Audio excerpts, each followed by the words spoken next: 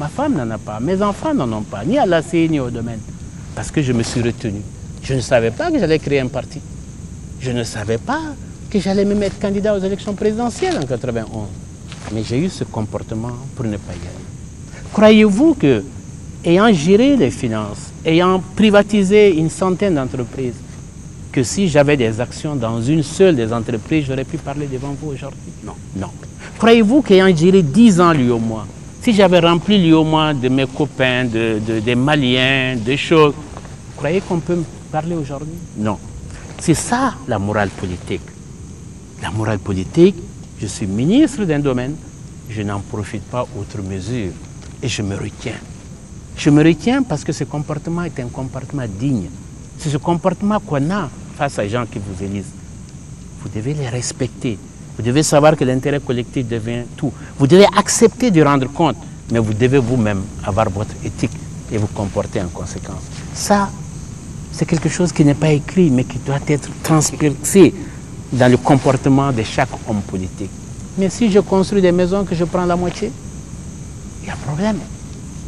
Si je distribue des tracteurs que je prends la moitié, il y a un problème. Ah. Donc c'est tout ça qui fait que la morale en politique existe et nous devons avoir un comportement qui doit jurer avec la vertu. Monsieur le Président, en Afrique, les leaders politiques allument le feu, l'activent pour ensuite vouloir jouer aux pompiers. La contestation des résultats des élections, le tripatouillage est un phénomène de mode en Afrique. Pourquoi? Vous savez, moi, je n'ai pas contesté les élections. Voilà, c'est ce que vous allez même saluer votre ennemi. Non, c'est pour vous dire qu'il ne faut pas tomber dans une facilité un peu occidentale de dire l'Afrique. L'Afrique, c'est tellement divers. Si on parle du Mali, du Boulédougou, c'est différent du Kasso, là. C'est différent du Conakry, etc. Alors, ce qui se passe en Égypte, ce n'est pas forcément ce qui se passe au Caire. Il y a des pays où la démocratie est très vivante. Vous allez au Cap-Vert à côté, ça se passe extrêmement bien. Au Mali, on a eu des moments heureux, même si on peut se plaindre d'autres choses. Non, je crois que ce qui est important, c'est que les règles du jeu soient respectées. Si les populations ont le sentiment que les hommes politiques sont tous des corrompus, parce qu'ils ne respectent pas la morale politique. Si les gens ont l'impression qu'aller aux élections, c'est pour la forme, parce qu'on dépouille et celui qui n'a pas gagné peut se retrouver devant, il y a problème. Quand on voit aussi celui qui ne représente rien se retrouver à la tête quelque part de l'État, à qui on confie la moitié du budget du pays, on se dit à quoi ça sert d'avoir voté. Donc c'est tous ces aspects qui nous interpellent tous, qui interpellent tous les hommes politiques, parce que c'est ce qu'on fait des élections qui fait que cela se passe. Si nous voyons des choses, comme nous avons vu au Mali, des endroits où on peut avoir pratiquement du 100% de participation, 100% de votants et 100% pour le même parti, et que tout le monde se tait. Mais si tout le monde se tait, un jour il y aura problème, un jour il y aura contestation des résultats. Si on conteste, c'est que ça ne s'est pas bien passé. Là où ça se passe bien, il n'y a pas de contestation. À moins bien sûr de tomber sur des gens extrêmement sages parce qu'ils veulent les intérêts de leur pays, mais ils n'accepteraient pas non plus que cela soit un mode de gestion et que ça continue. Je crois que nous sommes dans des démocraties qui sont, je n'ose pas dire naissantes, mais qui ont encore beaucoup de choses à apprendre. Il faut éduquer un peu plus, il faut responsabiliser un peu plus, il faut faire en sorte que les résultats vraiment soient le plus proches de la réalité. Je crois que c'est ça qui va nous sauver de toutes ces contestations dont vous parlez.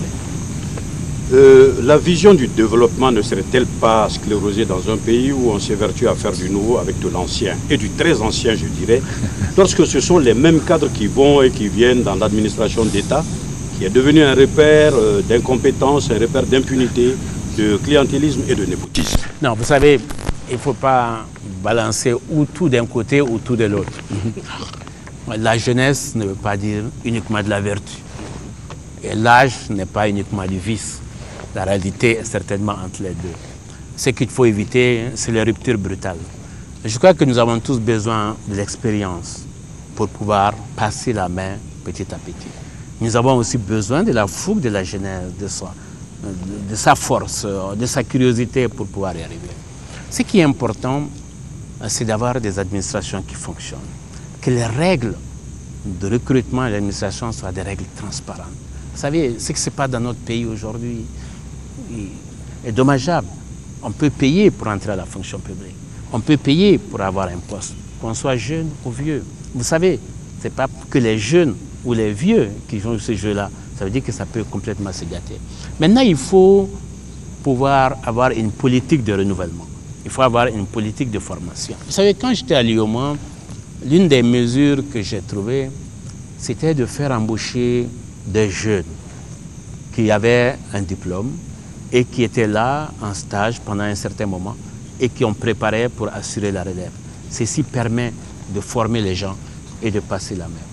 Au Mali, ce qu'il faut, bien sûr qu'il faut que les gens aillent dans des stages. Il faut que les jeunes soient le plus proches possible des entreprises. Il faut que les entreprises acceptent d'aller aussi dans les universités pour former un peu plus les gens. Maintenant, il y a l'administration, il y a la politique. Dans la politique, ce que je crois, fondamentalement, c'est qu'il faut réformer un certain nombre d'institutions. Une institution comme l'Assemblée nationale doit être un creuset de formation pour les jeunes, pour les femmes, pour qu'ils s'adhèrent à la politique.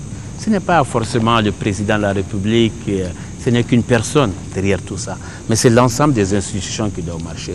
C'est vrai qu'il y a des vieux chevaux de retour, mais je pense qu'il faut travailler à ce qu'il y ait un bon passage de témoins pour qu'on puisse s'en sortir.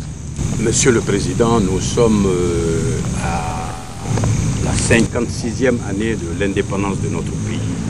Quel souhait avez-vous pour le peuple malien? Quand je regarde ces années, parfois on entend, quand il y a eu le 50e anniversaire, « Ah, c'est des années perdues, ah, on n'a rien fait ». Mais quand on regarde, un pays comme le Mali, on a eu à peu près 70 ans de colonisation. Quand je regarde chez moi, à Niafunké, en 70 ans, on a eu 3 cadres supérieurs. Aujourd'hui, en 50 ans d'indépendance, je ne peux pas les compter, c'est des centaines. Dans nos pays, beaucoup plus de jeunes ont été formés, beaucoup plus de gens ont été en meilleure santé. Il y a eu beaucoup plus d'eau potable. Mais bien sûr, nous nous mesurons aux autres qui vont peut-être un peu plus vite que nous. Nous souhaitons aller beaucoup plus loin. Ce que moi je peux dire au peuple malien, c'est que de l'expérience que j'ai, de ce que j'ai vu, nous sommes dans des situations difficiles, mais je suis convaincu que nous en sortirons. Parce que j'ai vécu la crise ivoirienne pendant 10 ans. J'ai vécu la crise togolaise, j'ai vécu la crise de Guinée-Bissau, j'ai vécu les différentes crises au Niger. Les gens s'en sont sortis. N'oubliez pas qu'il y a eu la Première Guerre mondiale, il y a eu la Deuxième Guerre mondiale, il y a eu la guerre de Corée. Nous sommes dans des situations difficiles, mais on va s'en sortir. Mais on ne peut s'en sortir que si nous le décidons nous-mêmes. C'est aux Maliens de prendre les choses en main.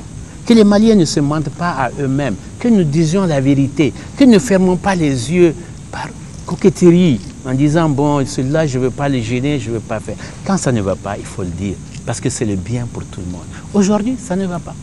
Ça ne va pas, c'est pour ça que nous demandons solennellement que les Maliens se retrouvent autour d'une table, qu'on discute, qu'on essaie de trouver des solutions, qu'on essaie de les appliquer. Si ces solutions ne sont pas bonnes, mais on se retrouve encore humblement, en toute humilité, pour dire on s'est trompé là, recommençons. Mais se taire comme on est en train de se faire, croire chaque jour que ça va s'arranger. Juste avant de venir ici, il y a une mine qui a sauté dans le nord, des soldats qui sont morts. Ce soir, ça veut dire que c'est des choses qui sont là tous les jours. Et on est à Bamako, on fait comme si de rien n'était. Ça ne peut pas continuer. Je dis aux Maliens, réveillons-nous. Je dis aux Maliens, c'est à nous de prendre les choses en main. Personne ne le fera à notre place. Ceux qui nous aident nous disent, je viens de recevoir des ambassadeurs, ils disent, nous, on ne peut que vous accompagner. Mais c'est à vous de trouver la solution, c'est à vous de vous donner la main, à vous de dire ce qui va et ce qui ne va pas. Nous nous taisons, c'est un peu aussi notre culture. Nous arrangeons les choses, nous contournons les choses, mais je crois que nous sommes arrivés à l'heure de vérité. Et cette heure de vérité nous appartient à nous les Maliens. Parce que, je vais finir sur ça, et moi j'aime bien dire que nous ne sommes pas nés pour nous-mêmes, nous sommes nés pour notre pays. Nous ne devons jamais l'oublier. Nous sommes nés pour notre pays. Nous devons tout à notre pays. Et nous devons tout faire pour que notre pays s'en sorte. Ce serait tellement dommage que notre génération voit le Mali s'effondrer, que notre génération soit cataloguée qui a détruit le Mali, qui a laissé le Mali se détruire. Moi, je ne l'accepte pas. Je suis sûr que vous ne l'acceptez pas. Pas Je suis sûr que ceux qui nous écoutent ne l'acceptent pas. Mais ne pas l'accepter ne suffit pas. Il faut qu'on se lève, qu'on se donne la main, qu'on décide que ça suffit, et qu'on fasse avancer notre pays. Il y a tellement de morts. Combien d'enfants ne sont pas à l'école depuis 5-6 ans? Combien de gens meurent pour un palu? Combien de femmes meurent en couche? Combien de routes sont défoncées aujourd'hui? Combien d'endroits il n'y a plus d'administration, il n'y a plus rien? Nous allons nous asseoir, regarder tout ça et dire ça va? Non, ça ne va pas. Maliens, réveillons-nous. Merci, honorable Soumaïla Cissé. Merci, mesdames et messieurs. C'est tout pour Veiller au bord du Joliba aujourd'hui. Veiller au bord du Joliba est une espèce d'expression plurielle, un lieu d'échange, d'éducation et surtout de partage. Pour tous ceux qui ont quelque chose à dire, Veiller au bord du Joliba vous donne la parole pour une expression plurielle sur Africable Télévision, la chaîne du continent. À la joie de vous retrouver une autre fois. Merci beaucoup à vous, mesdames et messieurs. Merci bien. Merci, monsieur le Président. Merci.